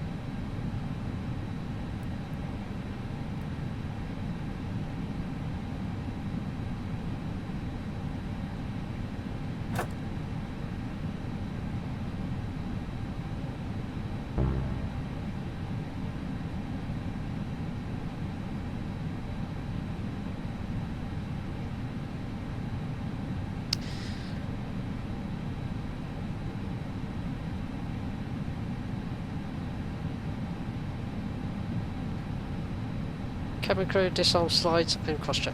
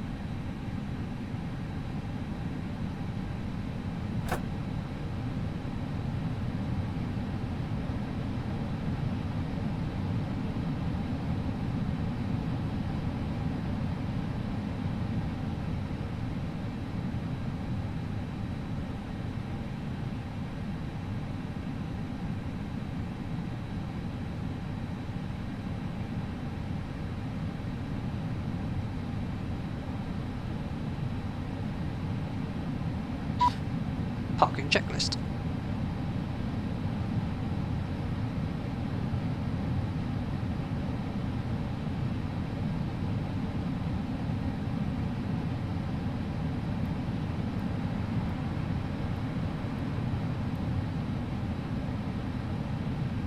After landing checklist.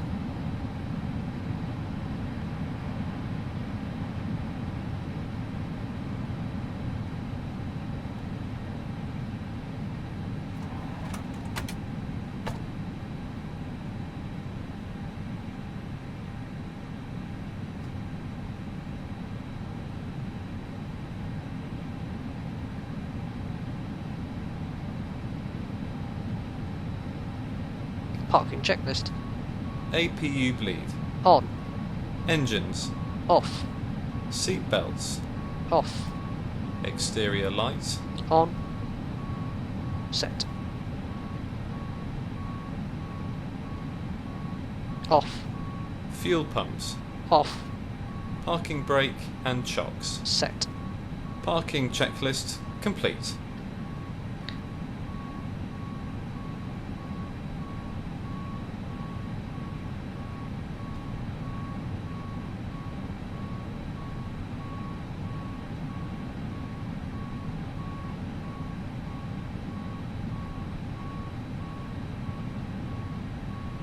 Cabin crew disarm doors and cross check. Cabin crew disarm slides and cross check.